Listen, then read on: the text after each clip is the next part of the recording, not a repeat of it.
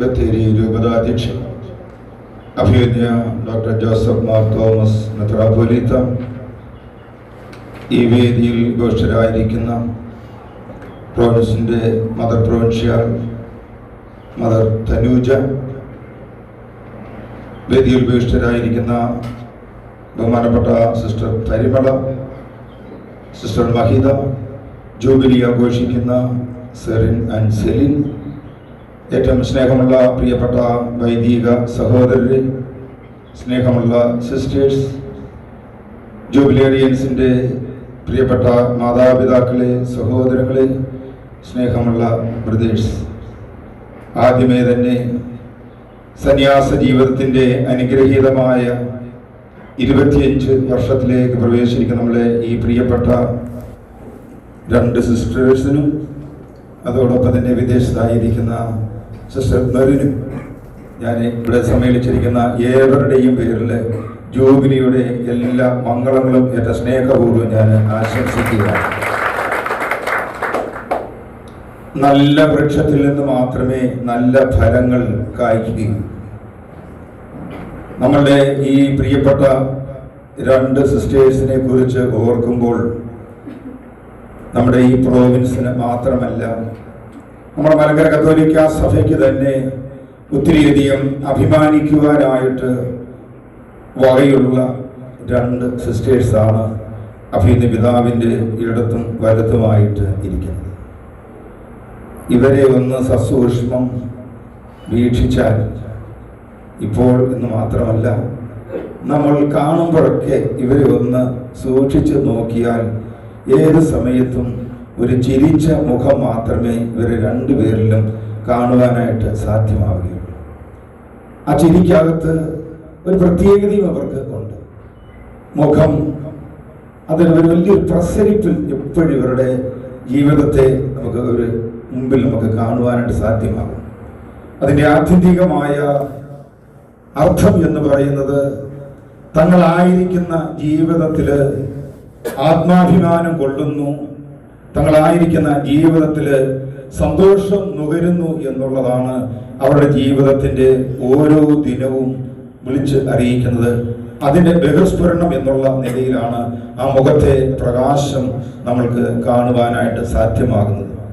Jubilee ആഘോഷിക്കുന്ന ഈ അവസരത്തിൽ തുടർന്നും തമ്പുരാൻ കർത്താവ് ആയുസ്സിൻ്റെ അവസാന നിമിഷം വരെയും ഈ ഒരു സന്തോഷം, ഈ ഒരു ആനന്ദം ഇതിനേക്കാൾ ഉപരിയായിട്ട് കാത്തു സൂക്ഷിക്കുവാൻ ദൈവം നിങ്ങളെ സമൃദ്ധമായിട്ട് അനുഗ്രഹിക്കട്ടെ എന്ന് ഞാൻ പ്രത്യേകം പ്രാർത്ഥിക്കുകയാണ്.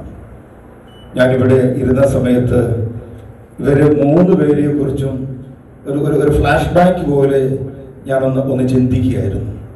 ഇവരുടെ 3 പേരിലും ഞാൻ കണ്ട ഒരു സമാനത, 3 പേരുടെയും ശുശ്രൂഷ വളരെയധികം തിരഞ്ഞെടുക്കപ്പെട്ടതായ ശുശ്രൂഷകളാണ്.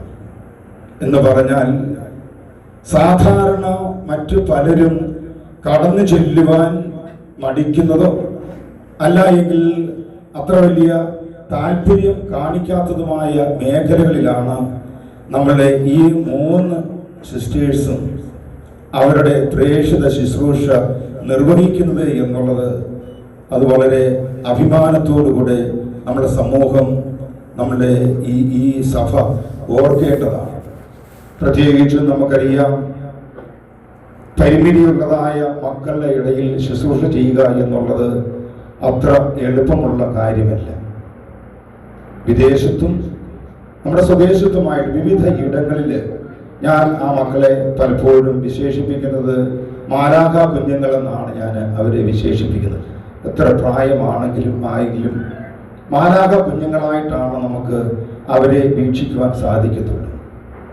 ആ പരിമിതിയുള്ള മക്കളുടെ അടുക്കൽ ജോലി ചെയ്യണമെന്നുണ്ടെങ്കിൽ ചിലപ്പോൾ ശാരീരികമായിട്ടുള്ള ഉപദ്രവങ്ങൾ നേരിടേണ്ടി വരും, മാനസികമായിട്ടുള്ള സംഘർഷങ്ങൾ അനുഭവിക്കേണ്ടി വരും. ഇതൊന്നും ജീവിതത്തിൻ്റെ ഒരു പരിമിതിയായിട്ട് കാണാതെ, ഒരു ബുദ്ധിമുട്ടായിട്ട് കാണാതെ തമ്പുരാൻ കർത്താവിന് വേണ്ടി ആ ഒരു ശുശ്രൂഷ നിർവഹിക്കുന്നവരാണ് ഇവർ 3 പേരും. പ്രത്യേകിച്ചും ഇവരെ രണ്ടുപേരെയും എനിക്ക് എടുത്ത് പറയുവാനായിട്ട് സാധ്യമാകും. നമ്മുടെ നിലമ്പൂരുള്ള അവിടുത്തെ പുളിക്കരോടി ആ ഒരു സ്ഥാപനത്തിൽ സെറിനും മെറിനും ശുശ്രൂഷ ചെയ്തുകൊണ്ടിരുന്നത് ഞാൻ കണ്ടിട്ടുള്ളതാണ്. എത്ര വലിയ വെല്ലുവിളികളായിരുന്നു അതിൻ്റെ പിന്നിലുള്ളത്. പക്ഷെ ആ വെല്ലുവിളികളെയൊക്കെ വളരെ ആനന്ദത്തോടെ സന്തോഷത്തോടുകൂടെ കണ്ടുകൊണ്ട് ഈ സന്യാസ ജീവിതത്തിൻ്റെ ആ മഹത്വം ആയ ആ ശുശ്രൂഷ നിർവഹിച്ച ബഹുമാനപ്പെട്ട സിസ്റ്റേഴ്സ്, തീർച്ചയായിട്ടും നിങ്ങൾ ചെയ്യുന്നത് കർത്താവ് തിരുവചനത്തിൽ പറഞ്ഞിരിക്കുന്നത് പോലെ എനിക്ക് വിശന്നു, ഞാൻ കാരാഗ്രഹത്തിലായിരുന്നു, ഞാൻ രോഗിയായിരുന്നു, അപ്പോഴൊക്കെ നിങ്ങൾ ആർക്കൊക്കെയാണോ ചെയ്തു കൊടുത്തത് അത് മറ്റാർക്കുമല്ല, എനിക്ക് തന്നെയാണ് ചെയ്തത്. ഈ സിസ്റ്റേഴ്സ് ചെയ്ത വലിയ ശുശ്രൂഷ അത് തമ്പുരാന്റെ നാമത്തിലാണ് എന്നുള്ളത് എടുത്തു പറയുവാനായിട്ട് ഞാൻ ആഗ്രഹിക്കുന്നു.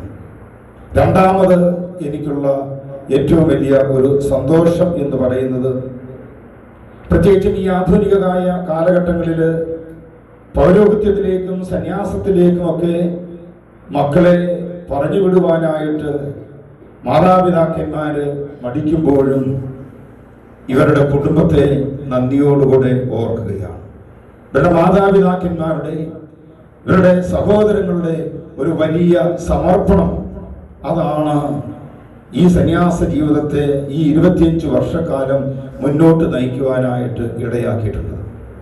ഞാൻ പലപ്പോഴും നമ്മുടെ സിസ്റ്റേഴ്സോട് അച്ഛന്മാരുടെ കൂട്ടത്തിൽ കാണുന്ന കൂട്ടത്തിലും പറയും, നമ്മളൊക്കെ ഇന്ന് പൗരോഹിത്യത്തിൽ ഇത്ര സന്തോഷത്തോടെ മുന്നോട്ട് പോകുന്നു എങ്കിൽ, സന്യാസത്തിൽ സന്തോഷത്തോടെ മുന്നോട്ട് പോകുന്നുണ്ട് എങ്കിൽ, നമ്മൾ ദൈവത്തിനുമ്പാകെ ഉയർത്തിയിട്ടുള്ള പ്രാർത്ഥനകളെക്കാളെല്ലാം ഉപരിയായിട്ട് കൈമുട്ടിലും കാൽമുട്ടിലും തഴമ്പ് വരുത്തുന്ന നമ്മുടെ മാതാപിതാക്കന്മാരുടെ ഒരു വലിയ ത്യാഗമാണ്, പ്രാർത്ഥനയാണ് നമ്മളെ ജീവിതത്തെ മുന്നോട്ട് നയിക്കുന്നത് എന്ന് നമ്മളെ ഈ വേദിയിലിരിക്കുന്ന 2 സിസ്റ്റേഴ്സിനും വളരെ ആത്മാഭിമാനത്തോടുകൂടെ പറയുവാനായിട്ട് സാധ്യമാകും.